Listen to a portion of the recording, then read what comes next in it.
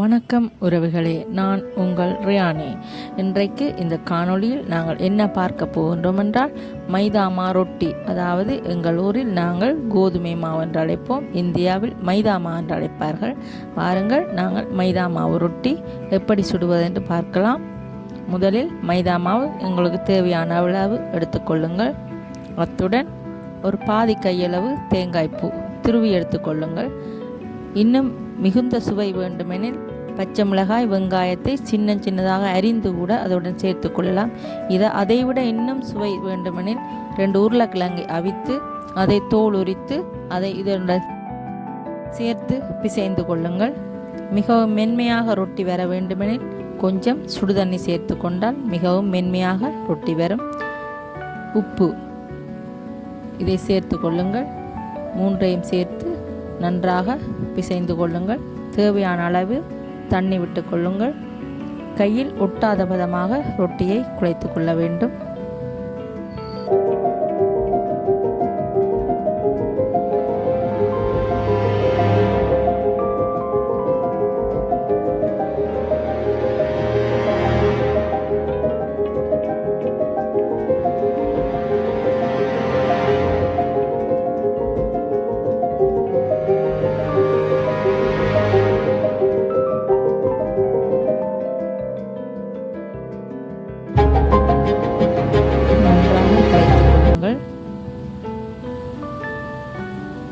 அரை மணி நேரத்துக்கு பிறகு பட்டர் அல்லது மார்ஜரின் அல்லது எண்ணெய் ஏதாவது ஒன்றை தடவிக்கொள்ளுங்கள் தட்டில். அதன் மேல் சிறு சிறு உருண்டைகளாக உருட்டி கொண்டு அதை அந்த எண்ணெய் தட்டின் மேல் அல்லது பட்டர் தட்டின் மேல் தட்டி கொள்ளுங்கள். ரொட்டி குழைத்து அரை மணி நேரம் ஆனது பின்னர் நீங்கள் ரொட்டி சுடும்போது மிகவும் மென்மையாக வரும். நன்றாக தட்டி கொள்ளுங்கள்.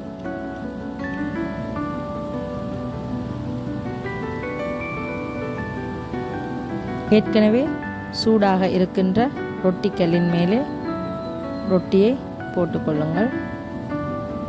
மேலே ஒரு மூடி போட்டு மூடிக்கொள்ளுங்கள்.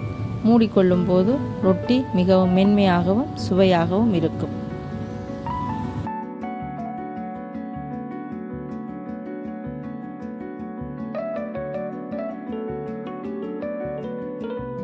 சப்பாத்தி மாவில் கூட நீங்கள் இந்த ரொட்டியை தயார் பண்ணிக்கொள்ளலாம்.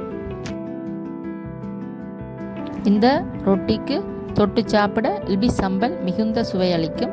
அதை இன்னொரு வீடியோவில் நான் எப்படி செய்வது என்று கற்றுத்தருகின்றேன். அதுவரை நன்றி, வணக்கம். மறக்காமல் என்னோட சேனலுக்கு சப்ஸ்கிரைப் பண்ணுங்கள், ஷேர் பண்ணுங்கள், கமெண்ட் பண்ணுங்கள்.